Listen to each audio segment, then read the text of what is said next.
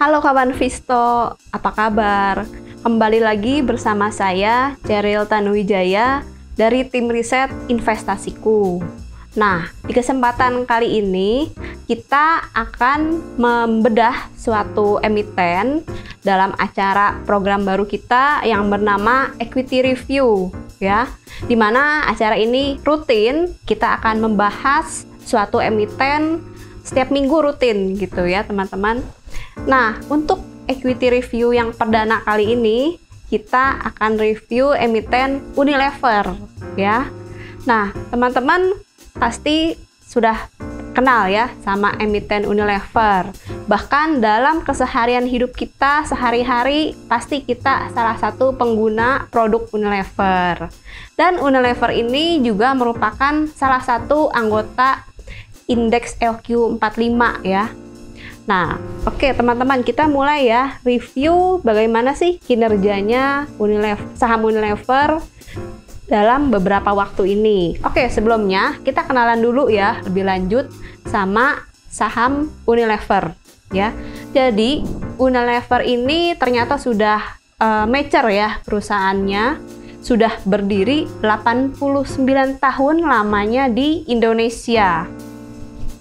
Lalu berdirinya tepatnya pada tanggal 5 Desember tahun 1933 dengan nama bukan Unilever. Justru nama pertamanya adalah Levers Fabrieken N.V. yang bertempat di daerah Angke, Jakarta Utara. Jadi perusahaan ini sudah berdiri dari sebelum kemerdekaan Indonesia tahun 45 ya teman-teman. Lalu di tahun 1980 berubah nama menjadi seperti sekarang, yaitu PT Unilever Indonesia. Lalu pada tanggal 11 Januari tahun 1982, PT Unilever Indonesia ini terdaftar di Bursa Efek Indonesia. Jadi sudah 40 tahun lebih ya sahamnya ada di Indonesia. Dan seiring perkembangannya yang pesat, saat ini Unilever sudah berkembang sangat jauh ya dibandingkan masa awal berdirinya. Dengan memiliki lebih dari 40 brand bersertifikasi MUI dan memiliki 9 pabrik di Indonesia. Dengan karyawan hampir 5.000 orang per data tahun 2022 ya. Dan berbagai penghargaan, ada 42 lebih penghargaan ya hingga tahun 2024 ini. Oke, produk-produknya secara konsentrasi Unilever punya fokus di produk keseharian masyarakat ya teman-teman. Brandnya yang paling terkenal mungkin teman-teman tahu Pepsodent, lalu sabun mandi Lux, Lifebuoy, kecap Bango, Sunlight, Royco, dan banyak produk lainnya. Oke, nah kita ke berikutnya. Oke, kita mulai mengulas terkait harga saham Unilever. Jadi teman-teman bisa lihat ya, di sini Unilever Indonesia sempat level tertingginya harganya itu di Rp55.000 per lembar saham. Wah, mahal banget ya waktu itu teman-teman. Level harga tersebut di Rp55.000 per lembar saham ini sempat dicapai pada tahun 2018. Meskipun teman-teman dapat lihat di layar, harganya terus turun hingga saat ini ya. Lalu juga dengan harganya yang mahal tersebut, Rp55.000 per lembar saham, Unilever melakukan 4 kali stock split ya. Yang terakhir stock splitnya itu terjadi pada 2 Januari tahun 2020 dengan perbandingan 1:5 gitu. Jadi saat itu sempat mencapai Rp55.000 per lembar saham di tahun 2018, lalu berubah setelah stock split menjadi Rp11.000 per lembar saham. Nah, hingga saat ini Unilever terakhir harganya di kisaran 2.640 per lembar saham ya. Kita lihat Unilever ini sebenarnya salah satu saham yang favorit para trader, investor maupun manajer investasi ya. Karena Unilever ini anggota indeks prestisius ya, indeks LQ45 yang paling liquid sahamnya dengan kapitalisasi pasar yang paling tinggi dalam 12 bulan terakhir. Sayangnya, pelemahan harga Unilever ini membuatnya menjadi top loser ya di antara konstituen LQ45, baik dalam periode waktu 1 pekan, jangka pendek, 1 bulan, jangka menengah, hingga 1 tahun, jangka panjang. Nah, ini dia teman-teman rinciannya. Kalau kita lihat secara grafik, Unilever ini dalam tren yang strong bearish ya teman-teman. Dalam 3 tahun bahkan pelemahannya sudah 63% ya. Teman-teman di sini apakah ada yang masih hold Unilever dari harga 11.000? Ayo komen ya. Oke.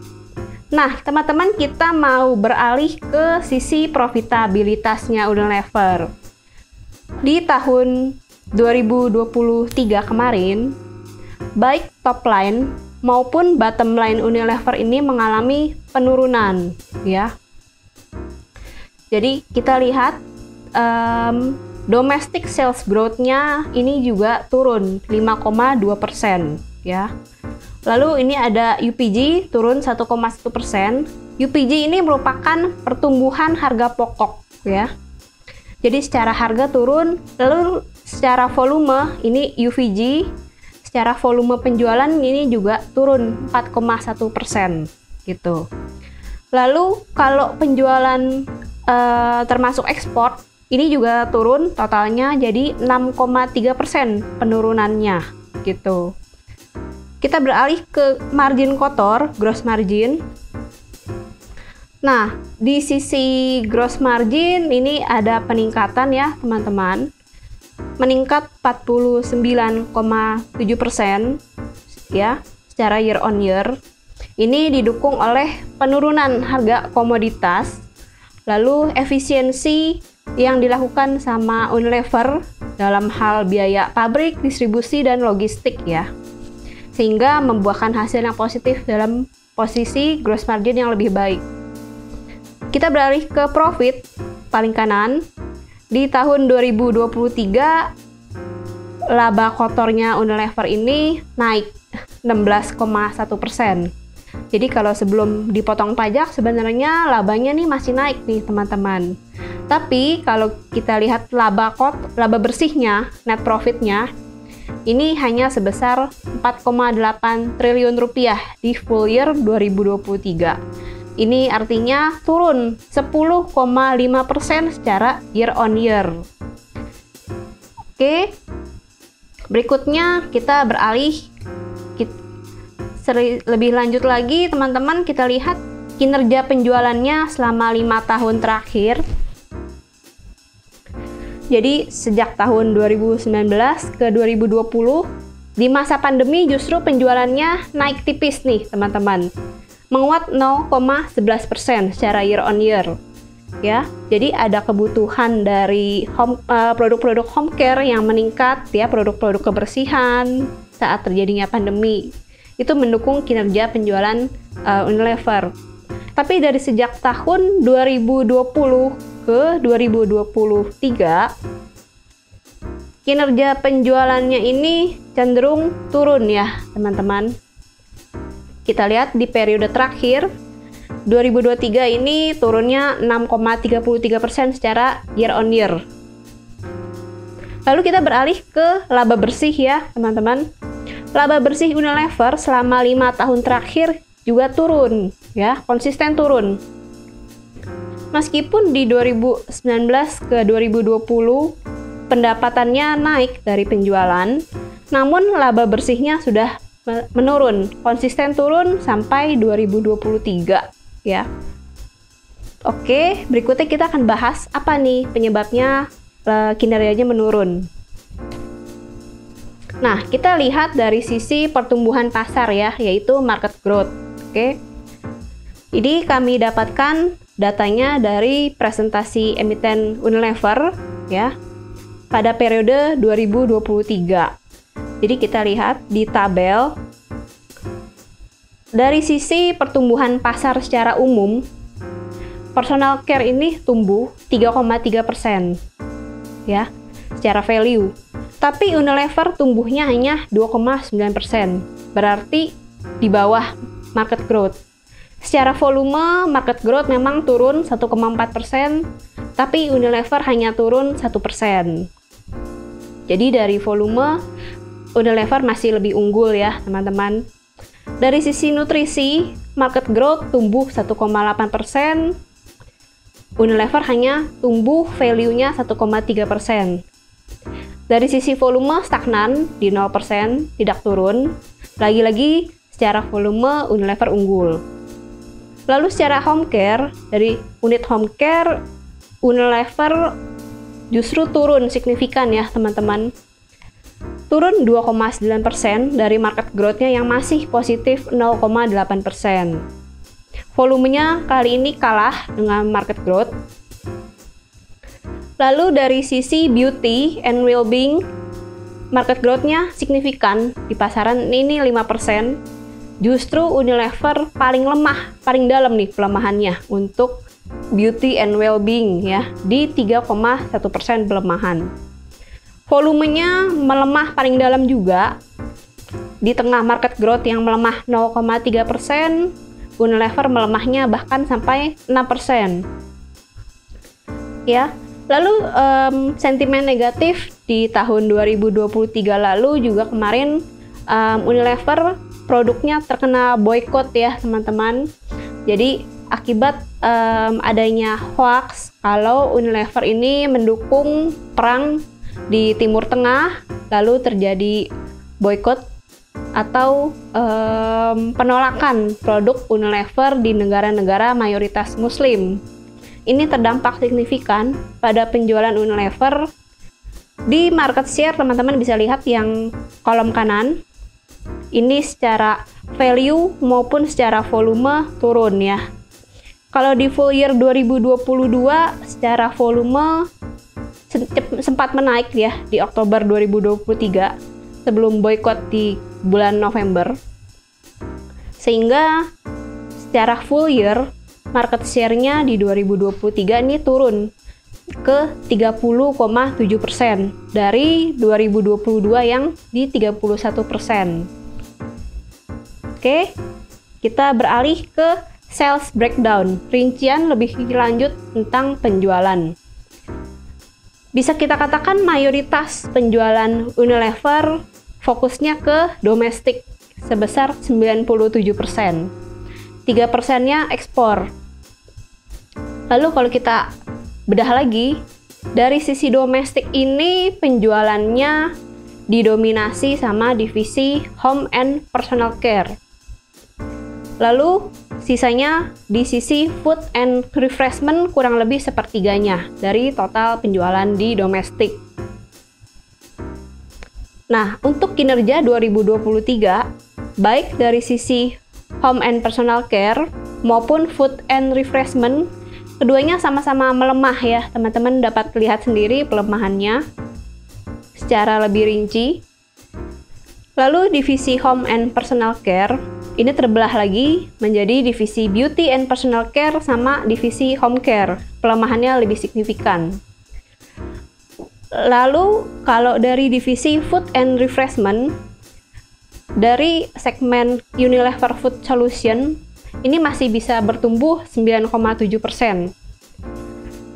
Nextnya, nah kalau secara laba kotor ya teman-teman, apa sih yang paling berkontribusi memberikan keuntungan bagi Unilever?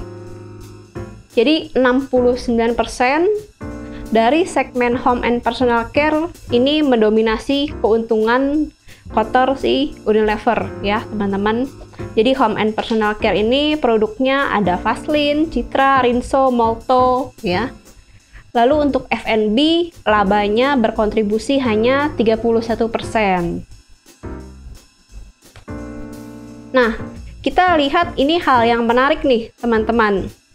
Di saat tren kenaikan suku bunga, seringkali market was-was saat ada kenaikan suku bunga karena beban keuangan emiten akan semakin besar seiring kenaiknya suku bunga.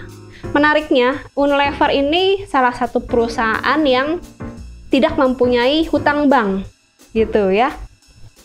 Kita lihat ini teman-teman, sejak tahun 2021 hingga 2023 secara berangsur-angsur Unilever melunasi pinjamannya di bank, hutangnya di bank.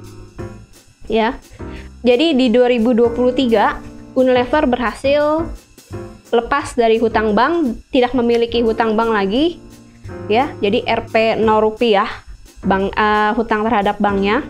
Jadi bisa kita katakan Unilever ini mempunyai struktur permodalan yang kuat, gitu ya. Kenapa kuat? Karena dia tidak terkena pengaruh secara langsung dari kenaikan volatilitas suku bunga. Tapi teman-teman, bukan berarti Unilever ini perusahaan yang bebas hutang loh. Unilever tetap memiliki hutang, ya. Ini kita breakdown. Unilever memiliki hutang usaha, hutang pajak, akrual ya. Akrual ini beban yang masih harus terus dibayar seperti biaya listrik, internet, biaya marketing, dan biaya yang masih harus dibayar lainnya. Lalu Unilever juga punya hutang pihak berelasi dan pihak ketiga.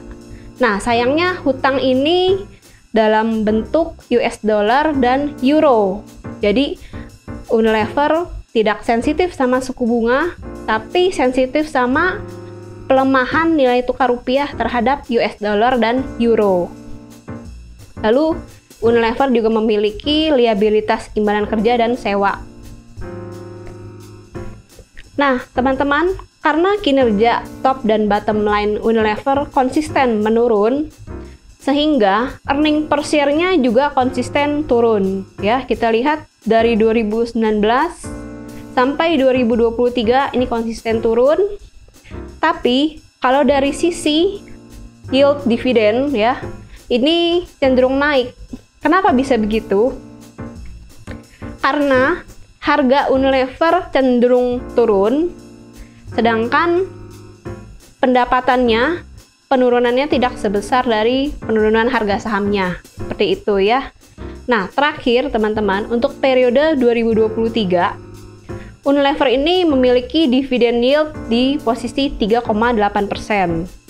Biasanya trader dan investor yang hunting dividen melihat dividen itu menarik jika lebih dari 5% atau acuannya berdasarkan bunga deposito tahunan.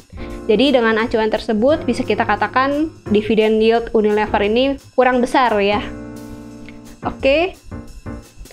Nah, kalau kita lihat dari sisi valuasi nih teman-teman, berdasarkan PI ya, Unilever saat ini ada di level 21,51, dekat hampir menyentuh minus 2 standar deviasi. Jadi kalau kita lihat PI historical, ini relatif murah ya. Nah, kesimpulan Unilever, prospeknya, permodalannya kuat ya, karena tidak langsung terkena imbas dari suku bunga yang tinggi. Tapi kontranya, market share-nya turun dari sisi penjualan akibat persaingan yang ketat. Pro yang kedua, penjualan menuju normal setelah dilakukannya klarifikasi terkait boykot akibat perang di Timur Tengah ya. Lalu tapi kontranya yang kedua, EPS dalam tren turun akibat performa yang turun juga. Pro-nya yang ketiga, yang terakhir, harga komoditas yang dalam tren penurunan membuat capex atau modalnya si Unilever ini, biaya produksinya ini semakin kecil. Di sisi lain, resikonya pelemahan nilai tukar rupiah terhadap US dollar maupun euro bisa mengganggu profitabilitas Unilever. Oke, teman-teman, sampai di sini review emiten kali ini. Teman-teman jangan lupa nantikan lagi equity review di pekan depan, tentunya dengan emiten yang menarik lagi lainnya ya. Teman-teman, jika ada pertanyaan atau komentar, boleh silakan diketik di kolom komentar.